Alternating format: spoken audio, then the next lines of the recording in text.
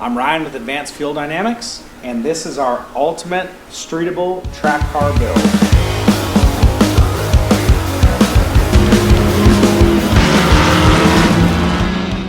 Hi, I'm Gray with Advanced Fuel Dynamics. We've done a whole bunch of upgrades to the engine, and with upgrades to the engine, a lot of times you have to upgrade the clutch. Our factory clutch is in great shape, but it just won't hold the power that we need it to, and it doesn't have the personality we need for street and track use. So, in just a minute, I'm going to introduce you to the Mantic Twin-Disc Clutch, which is a piece of clutch jewelry. It is sweet. I've worked with Mantic for quite a while, and they were kind enough to help us out with a clutch, and this thing is awesome. Mantic's kind of famous for providing their clutches in a metal case because their clutches are so cool that a box won't do. So let me get this open and let's see what we've got inside.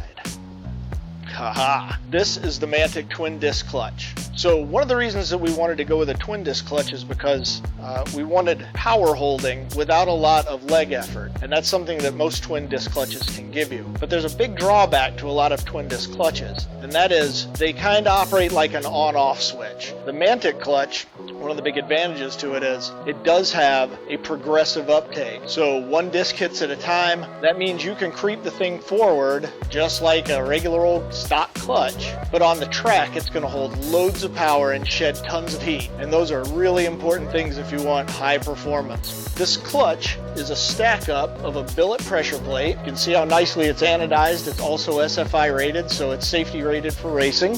It's got mid plates, a floater, and two ceramic puck style discs with a sprung hub.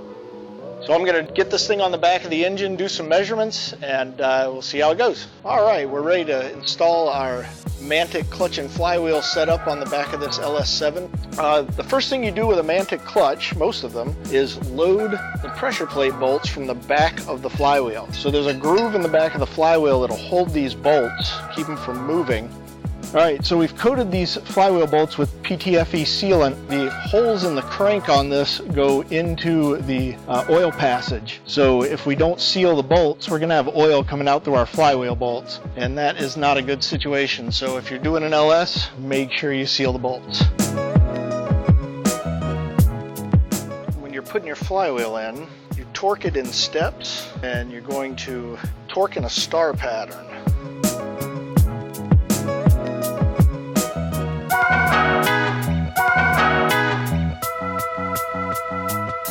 That's it for putting the flywheel on. This is a twin disc clutch. It's got two discs, and Mantic is very cool. As I said, they're kind of jewelry. They've written flywheel side on the hub of this disc so that you get it oriented properly. When you're doing a single disc clutch and you get a plastic tool, it's close enough because you're only going through one disc with your input shaft on your transmission. It's not all that big a deal. But when you're doing a twin, if the discs aren't lined up, it is a bear to get this thing together. So this billet spline tool keeps everything nice and straight so that you can stab your transmission easily. These are called drive blocks. They go on each one of the bolts. You can see the bolt can slide. So kind of hold the bolt, and these are going to hold all the components in alignment and allow the clutch to work properly. You just load those onto the bolts and yank on the bolts to make sure that they stay in the groove. I'm going to slide the alignment tool into the splines here and then insert the alignment tool into the crank and slide that disc up so that it's flush with the flywheel. The next part is our drive plate, which I cleaned earlier. So you can see now what the drive blocks are for. They're going to keep all of this aligned. So again, Mantic has put pressure plate side on this disc so that when you slide it together, everything's cool. So I pulled the alignment tool out, stuck on the second disc. I'm just going to insert it again, slide it into the hole in the crank, and slide that forward. So the flat part of this goes towards the disc. It wouldn't make any sense to put this dish on the disc.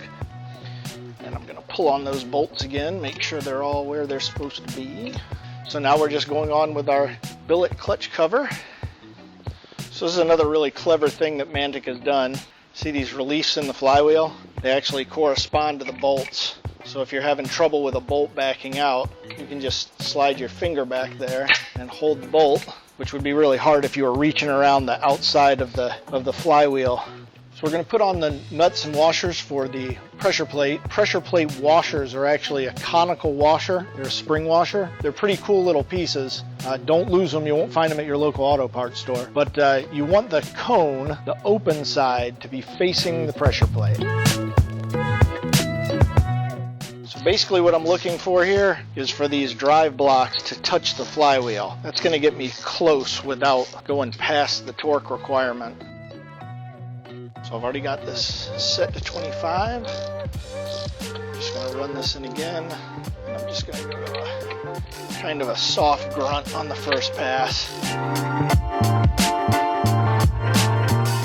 So once you get this thing pulled down close, you're compressing the spring on the pressure plate, so it's going to get tougher.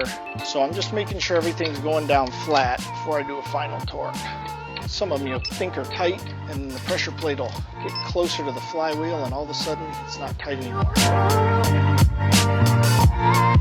Okay, so we're done putting in the Mantic clutch. We've got everything torqued down where it's supposed to be. The last step is to pull out this alignment tool and put it back in.